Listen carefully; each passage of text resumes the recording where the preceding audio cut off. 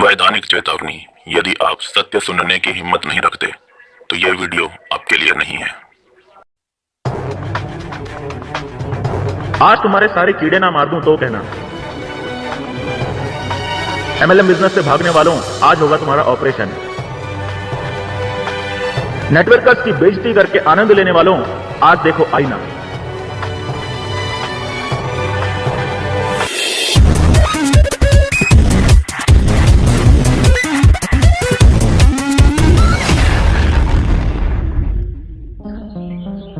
एक आदमी आपके पास आता है, आपका एमएलएम कंपनी का बिजनेस प्लान दिखाता है, पर आप उसे हल्के में ले लेते हैं। यहां तक कि आप में से कुछ लोग उसका मजाक भी उड़ाने लगते हैं। आज मैं आपसे पूछना चाहता हूं क्यों।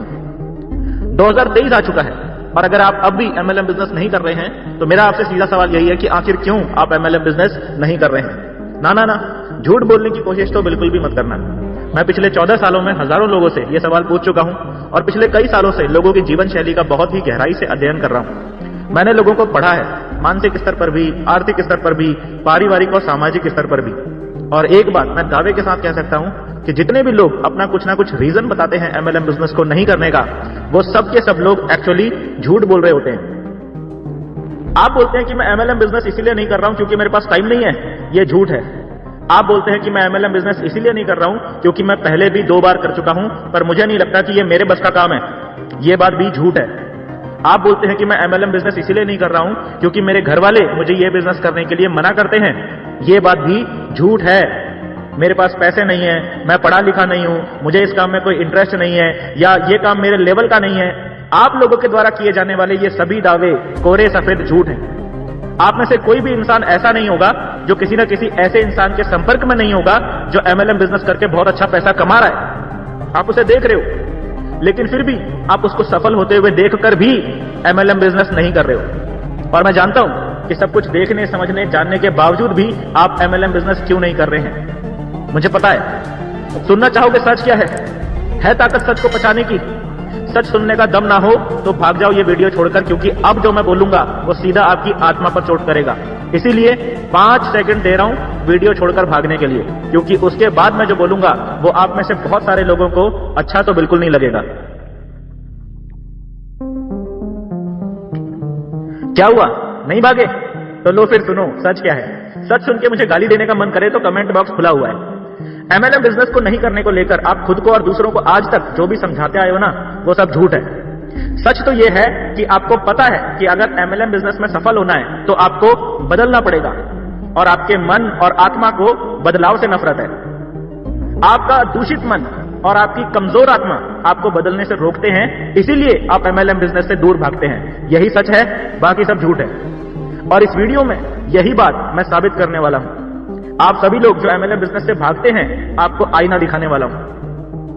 आप में से हर एक इंसान जो सब कुछ जानने और समझने के बावजूद भी अपने आसपास ही मौजूद किसी इंसान को यहां सफल होते हुए देखकर भी कोई ना कोई बहाना बनाकर एमएलएम बिजनेस से दूर भाग रहा है, वो सिर्फ और सिर्फ इसीलिए है क्योंकि या तो उसका मन दूषित है या फिर उसकी आत्मा कमजोर है।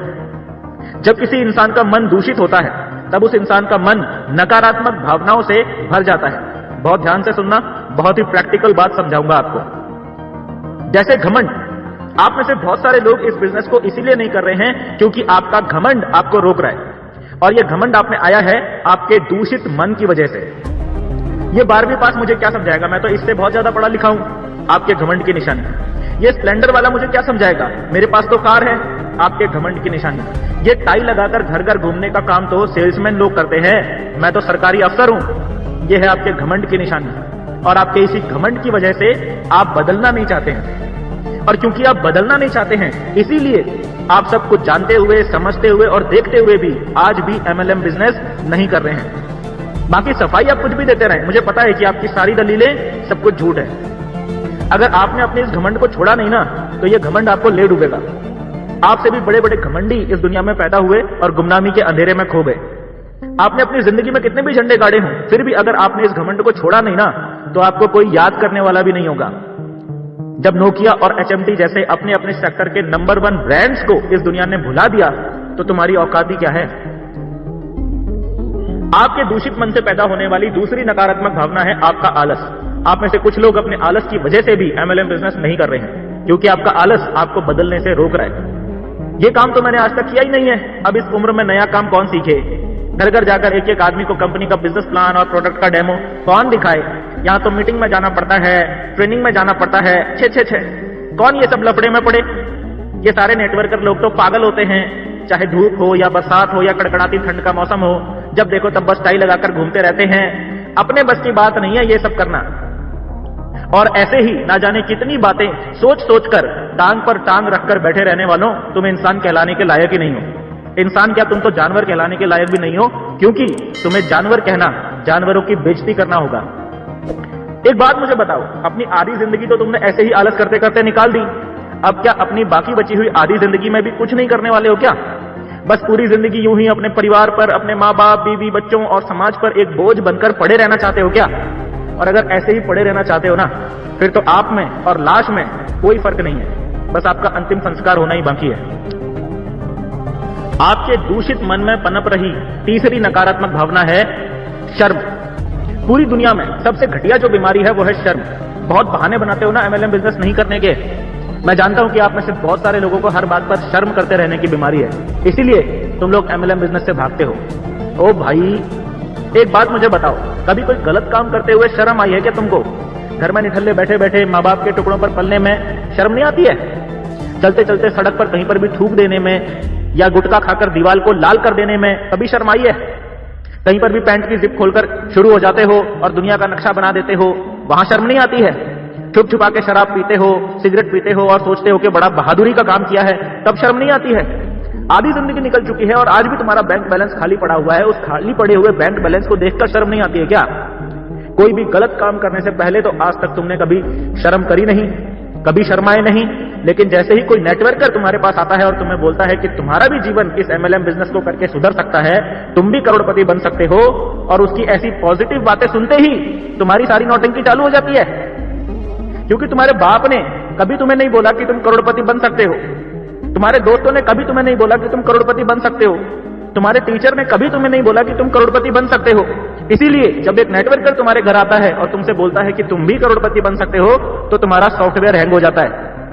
एक बात याद रखना, जीवन में सफल और अमीर सिर्फ वही इंसान बना है जो कभी शर्म नहीं करता है। और इतिहास उठाकर देख लो, आपको एक भी ऐसा इंसान नहीं मिलेगा जो बहुत शर्म करता था, बहुत शर्मीला था और उसने अपने जीवन में बहुत सफलता हासिल कर ली हो और वो अमीर बन गया हो। ऐसा एक भी इंसान नहीं मिलेगा पूरी दुनिया में। रुको रुको, अभी कहां चल दिए, अभी तो और आईना दिखाना बाकी है। अब बताता हूं तुम्हारी कमजोर आत्मा की हकीकत।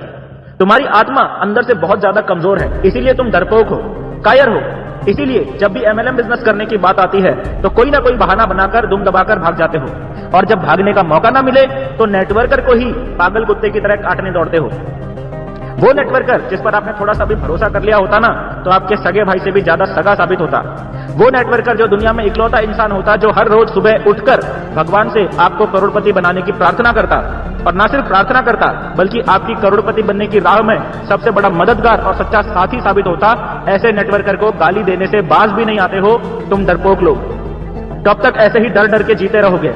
सर झुका के ये कायरों वाली जिंदगी कीड़े मकोड़ों की तरह कब तक जीते रहोगे? किस बात का डर है तुमको? हारने का? सभी कभी ना कभी हारते हैं, इसमें डरने वाली बात क्या है? दुनिया में ऐसे किसी सफल इंसान को जानते हो क्या जो कभी हारा ना हो? और अगर हारने से इतना ही ज्यादा डर लगता है ना, तब तो एमएलएम बिजनेस करना तुम्हारे लिए और भी ज्यादा जरूरी है। क्योंकि अगर तुम एक बार भी इस एमएलएम बिजनेस को समझने के लिए ढंग से बैठोगे ना, तो तुम्हें यह बात समझ में आ जाएगी कि इस बिजनेस में हारने के लिए कुछ है ही नहीं। क्योंकि तुम्हारी आत्मा अंदर से कमजोर है, इसीलिए तुम में एक और बहुत बड़ी कमी है, और वो है विश्वास की कमी। और जहां होती है विश्वास की कमी, वहां पैदा होती है एक ऐसी भयंकर बीमारी जिसका इलाज दुनिया के किसी भी बड़े से बड़े डॉक्टर के पास भी नहीं है, और वो बीमारी है शक की बीमारी, अविश्वास की बीमारी। ये ऐसी भयंकर खतरनाक बीमारी है जो आपकी सोचने समझने की क्षमता को खत्म कर देती है और आपकी आंखों के सामने एक भ्रम की स्थिति पैदा कर देती है। इसी कारण से आप एमएलएम बिजनेस को और एमएलएम बिजनेस करने वालों को शक की नजरों से देखते हो। उनकी सफलता आपको झूठी लगती है, उनके चेक आपको नकली लगते हैं, उनकी कार, उनका बंगला, यहां तक कि उनकी सारी अचीवमेंट आपको फर्जी लगती हैं। और सच्चे लगते हैं वो प्रोपोगंडी लोग जो बिना किसी जानकारी के, बिना किसी रिसर्च के, सिर्फ अपना व्यक्तिगत एजेंडा साधने के लिए एमएलएम बिजनेस की बुराई करते रहते हैं। चिंता मत करो, आने वाली वीडियो में उनको भी आईना दिखाऊंगा, लेकिन फिलहाल मुद्दे की बात यह है कि आपके विश्वास करने या नहीं करने से एमएलएम बिजनेस और एमएलएम बिजनेस करने वालों की सेहत पर कोई नुकसान नहीं होने वाला है। पिछले कुछ सालों में ही एमएलएम बिजनेस से हमारे देश में हजारों लोग करोड़पति बन चुके हैं और लाखों लोग करोड़पति बनने की राह पर चल भी दिए हैं। अगर आज के बाद कोई नेटवर्कर आपके घर में आता है ना और आपको किसी कंपनी का बिजनेस प्लान दिखाता है, तो ये मत सोच लेना कि उसको आपकी जरूरत है और आपके ज्वाइन कर लेने से वो करोड़पति बन जाएगा।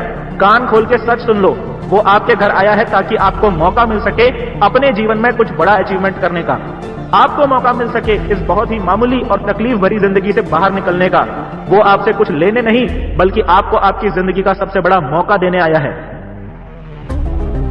तो ये है सच, कड़वा है मगर सच यही है। अपने अंदर छुपी हुई इन 5 बुराइयों की वजह से ही तुम आज तक एमएलएम बिजनेस से भागते रहे हो, और भागना है तो भागो, क्योंकि दूषित हो चुके मन और कमजोर आत्मा लेकर घूम रहे लोगों की एमएलएम बिजनेस में भी कोई जरूरत नहीं है। लेकिन एक बात याद रख लेना, अगर एमएलएम बिजनेस आपके आसपास कोई कर रहा है और सफल भी हो रहा है और उसे देखते हुए भी यदि आप एमएलएम बिजनेस नहीं कर रहे हो, तो अपने जीवन की किसी भी समस्या के लिए किसी भी दूसरे व्यक्ति को दोष देने का आपको कोई हक नहीं है। कर्जों के बोझ तले दबे हुए हो तो उसके जिम्मेदार आप खुद हो। बच्चों को अच्छे स्कूल में नहीं पढ़ा पा रहे हो तो उसके जिम्मेदार आप खुद हो। आपकी पत्नी आपसे कुछ डिमांड करती है और आप उसे पूरा नहीं कर पा रहे हो तो उसके जिम्मेदार आप खुद हो। पूरा महीना गधा मजदूरी करने के बावजूद भी परिवार के खर्चे बड़ी ही मुश्किल से चला पा रहे हो तो इसके जिम्मेदार आप खुद हो। अपनी नौकरी बचाने के लिए या अगला प्रमोशन पाने के लिए बॉस के तलवे चाटने पड़ रहे हैं और उसकी गलत बात को भी समर्थन देना पड़ रहा है, तो अपनी हालत के जिम्मेदार आप खुद हो। समझ में आया? तो अंत में मेरी सलाह आप लोगों को यही है कि अगर इंसान हो तो एमएलएम बिजनेस को और एमएलएम बिजनेस करने वालों को गाली देना बंद करो और खुद के भीतर झांको, अपने जीवन को बेहतर बनाने का प्रयास करो। ईश्वर आपको सद्बुद्धि दे और आपका भला करे।